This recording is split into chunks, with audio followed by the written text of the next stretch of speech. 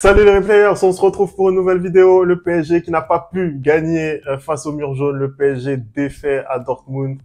Un but à 0 Anderson. Rendez-vous au match retour. Hein. Voilà. Hein. Vous avez promis un Femi beaucoup moins souriant ce soir. Non, après, voilà.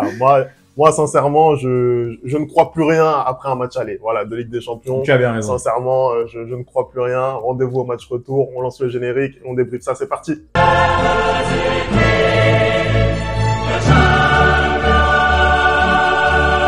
Allez, on commence tout de suite ce débrief. Le PSG donc qui a un but de retard au moment d'attaquer le match retour Anderson au Parc des Princes devant ses supporters.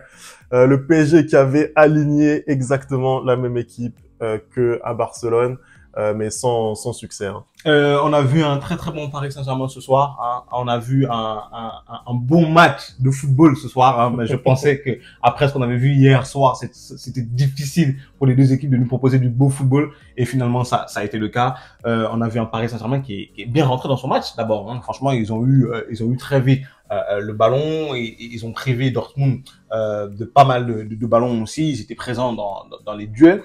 Mais au fur et à mesure que le match avançait, tu sentais que Dortmund sortait aussi un peu la tête de l'eau. Ils ont commencé aussi à avoir des petites situations à gauche, à droite, jusqu'à cette ouverture sensationnelle. Hein, et c'est comment dire, ce contrôle, enchaînement contrôle frappe parfait de Niklas Füllkrug, hein, vraiment qui a comment dire, qui a fait taire les supporters parisiens dans le stade.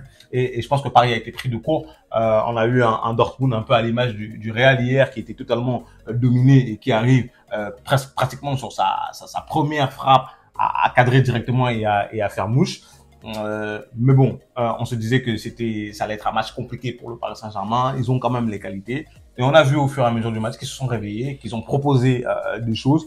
Mais malheureusement, ils n'ont pas réussi à inverser le score du match aujourd'hui. C'était un match équilibré, sincèrement. On a vu une occasion rapide d'Adeyemi, mais c'est vrai que derrière, le PSG est bien rentré dans sa partie, a globalement maîtrisé Dortmund, je trouve, jusqu'à l'ouverture du score. Après, c'est vrai que on a eu énormément de mal à se procurer des occasions, et je pense que voilà, le schéma et la position de Dortmund quand ils n'ont pas le ballon a vraiment gêné les Parisiens. On sait que voilà, Paris n'aime pas forcément jouer face à des blocs bas, etc., qui sont très compacts, très hermétiques. Et c'est vrai que c'est exactement le plan de jeu de Dortmund qu'on a vu ce soir, et c'est exactement le piège dans lequel est tombé le Paris Saint-Germain ce soir. Après voilà, je pense qu'il va falloir qu'on analyse certaines performances individuelles. Parce que voilà, il y a des choses qui reviennent à chaque fois et ça commence à devenir vraiment embêtant. Après sur le but, je pense quand même qu'il est évitable. Il est évitable parce que tu peux pas te faire piéger comme ça sur un ballon en profondeur. On l'a vu notamment au Parc des Princes face au FC Barcelone. C'est ce que j'allais te dire, surtout que c'est pas la première fois. Hein. C'est pas la première fois, c'est récurrent. Et c'est vrai que voilà, à ce stade de la compétition, ça devient compliqué de prendre ce genre de but. Après, pour le reste, Füllkrug, il fait le geste juste, il fait le contrôle parfait, la frappe, elle est limpide. Donc là-dessus, il y a rien à dire. En deuxième période, par contre, je trouve un PSG voilà, qui s'est procuré des occasions, qui a vraiment fait un très gros premier quart d'heure en deuxième mi-temps. Voilà, ils ont touché 2 fois les montants. Il y a eu une occasion notamment de Fabien Ruiz. Il y avait l'opportunité pour moi de faire mieux, de ramener au moins un nul. Bon, ça n'a pas été le cas malheureusement. Bah, tu l'as dit, surtout que quand on voit l'interview après un match de Marquinhos, il dit qu'ils ont travaillé vraiment ces ballons en profondeur derrière la défense parisienne, et malgré tout, ils arrivent à se faire piéger sur cette action-là. Mais bon, l'attaquant, il fait vraiment exactement tout ce qu'il faut à ce moment-là. Moi, ce que j'ai aimé et ce que j'ai apprécié et ce qui n'avait pas été le cas dans les dernières années et qui est maintenant le cas dans ce nouveau Paris Saint-Germain, c'est la réaction après le but. C'est-à-dire qu'en deuxième mi-temps, ils reviennent, ils ont 4 grosses occasions franches de revenir au score parce qu'ils élèvent aussi leur niveau de jeu. On voit notamment Kylian Mbappé qui met cette frappe sur le poteau. Juste après, c'est Hakimi. On a Fabien Ruiz, je crois, qui a aussi une occasion de mettre à, je crois, 2 reprises le ballon au fond des filets. On a cette passe en retrait de Achraf Hakimi qui est parfaitement dosée pour Dembélé qui malheureusement ce soir se rate face à son ancien club. il n'arrive pas à trouver le cadre alors qu'il doit faire beaucoup mieux que ça.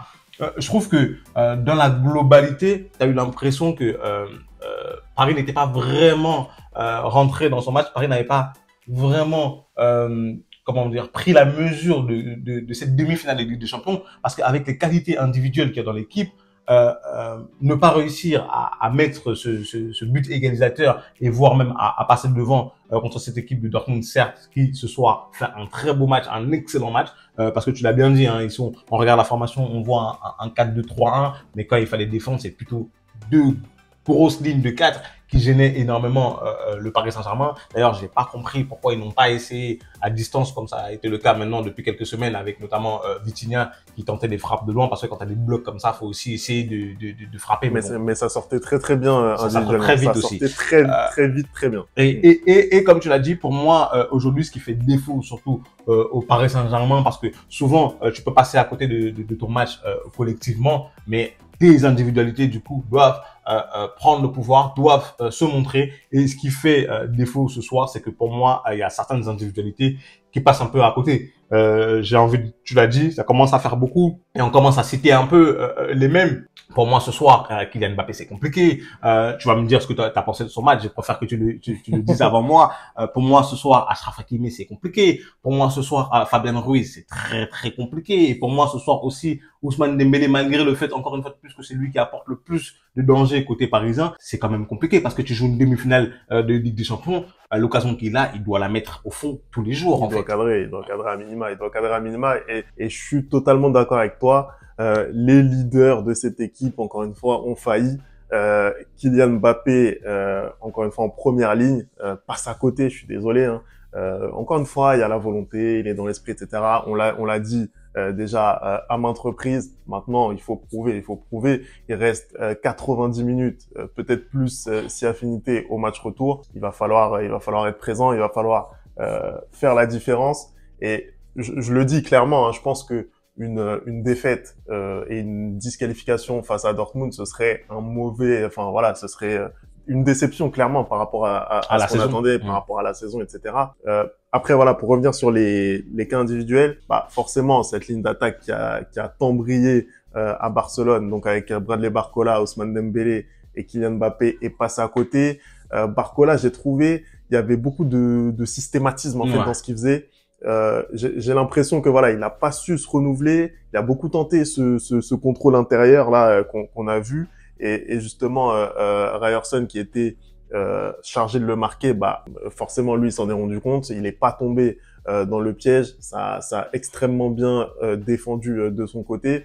Donc ça, pour moi, c'est la première déception. Énorme déception aussi de la part de Warren Zaïre-Emery, parce que ça fait plusieurs semaines que il est moins bien, c'est vrai.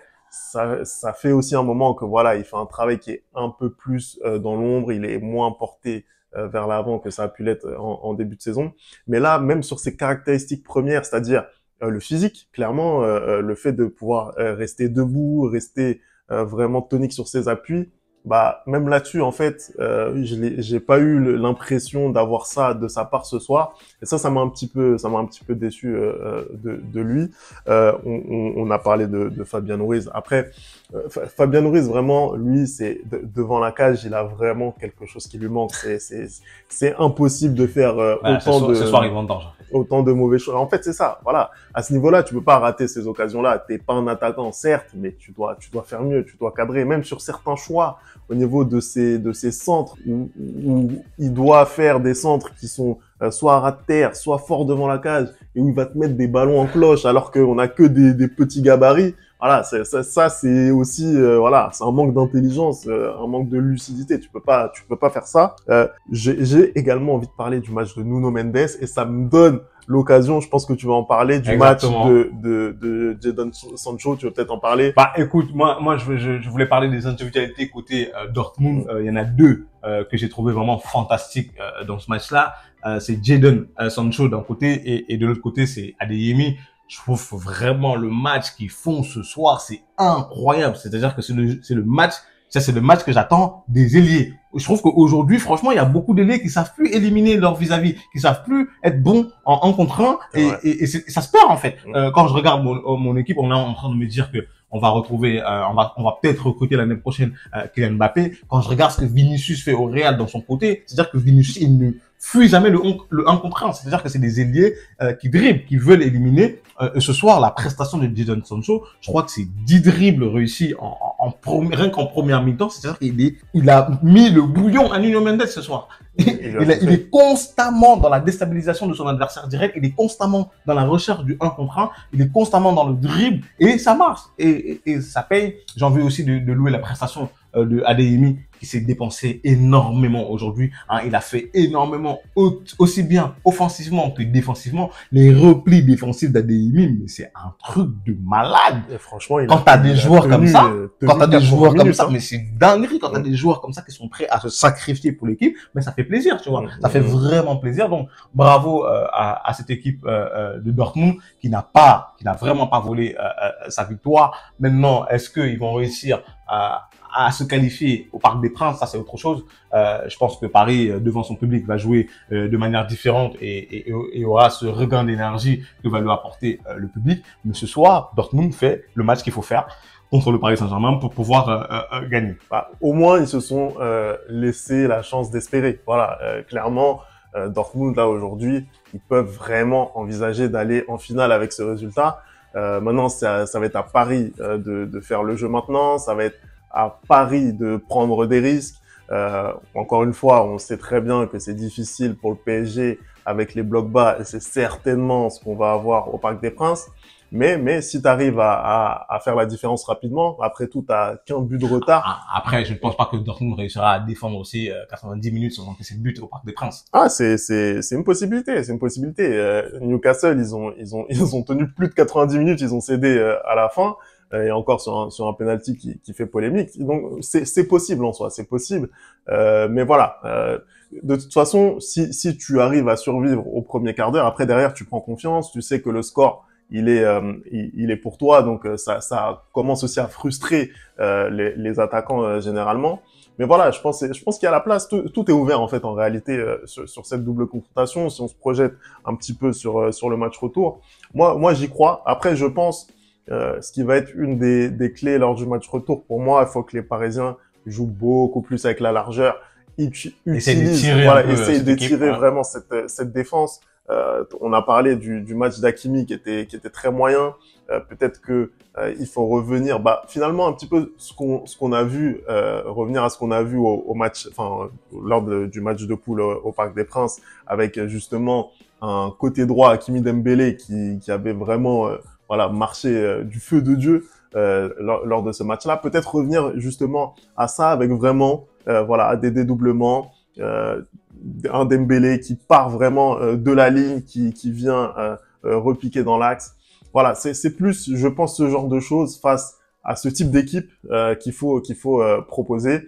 Et puis peut-être même chose côté gauche avec un Nuno Mendes que j'ai trouvé, en plus de sa prestation défensive très limite.